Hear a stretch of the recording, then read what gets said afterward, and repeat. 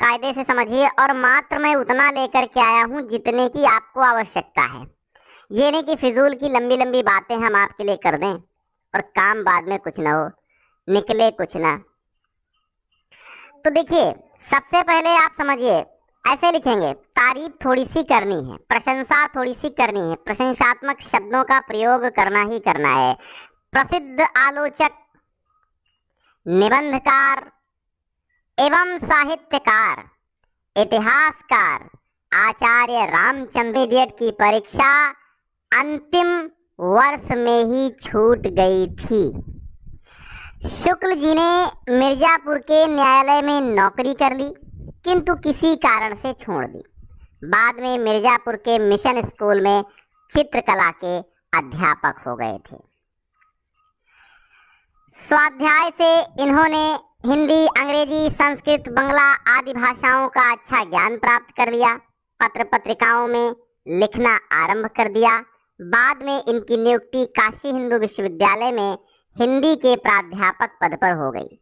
बाबू श्याम सुंदर दास के पश्चात आचार्य रामचंद्र शुक्ल जी हिंदी विभाग के अध्यक्ष बने। यानी जब बाबू श्याम सुंदर दास जी नहीं रहे तो हिंदी विभाग के अध्यक्ष बने थे आचार्य रामचंद्र शुक्ल। इसी पद पर कार्यरत कार्य करते हुए 1941 में हिंदी साहित्य का ये आलोचक पंचतत्व में लीन हो गया, अर्थात 1941 में देहावसान हो गया। तो 1884 में जन्म और 1941 में इनकी मृत्यु हो गई। इतनी बात आपको ध्यान रखना है। पिता चंद्रबली पंडित चंद्रबली शुक्ल थे। मिर्जापुर के मिशन स्कूल में इन्होंने हाई स्कूल की परीक्षा उत्तीर्ण की थी, लेकिन इंटरमीडिएट की परीक्षा अंतिम वर्ष में छूट गई थी। फिर इन्होंने जज की नौकरी मतलब कोर्ट में, न्यायालय में नौकरी कर ली थी। बाद में किसी कारणवश वहां की भी नौकरी छोड़ दी। ठीक है, तो बाबू श्याम सुंदर के पश्चात आचार्य रामचंद्र शुक्ल हिंदी विभाग के अध्यक्ष बने थे। कृतित्व अर्थात रचनाओं में हम देख लेते हैं।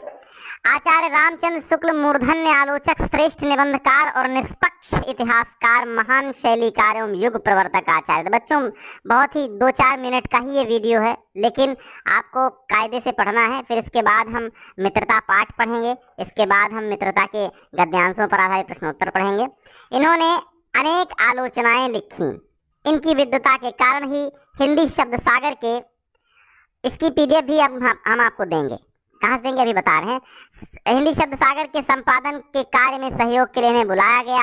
आलोचना इनका मुख्य विषय एवं प्रिय विषय था। हिंदी साहित्य का इतिहास लिखकर इतिहास लेखन की परंपरा का सूत्रपात किया।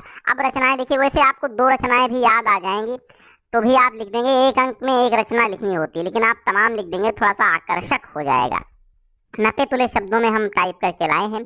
इसकी पीडीएफ पाने के लिए डिस्क्रिप्शन में लिंक है, आप वहां से जाकर के डाउनलोड कर सकते हैं। निबंध संग्रह चिंतामणि भाग 1 और 2, विचार विधि 2, ये निबंध संग्रह इनके हैं। इतिहास ग्रंथ हिंदी साहित्य का इतिहास है। आलोचना ग्रंथ में सूरदास, रसमीमांसा, त्रिवेणी का संपादन कार्य, जायसी ग्रंथावली, तुलसी ग्रंथावली, भ्रमर गीत सार, हिंदी शब्द सागर, काशी नागरी प्रचारित पत्रिका, आनंद कादम्बिनी आदि का संपादन किया आचार्य रामचंद्र शुक्ल ने। एक कहानी इन्होंने लिखी है 11 वर्ष का समय। एक काव्यकृति इन्होंने लिखी है अभिमन्यु वध।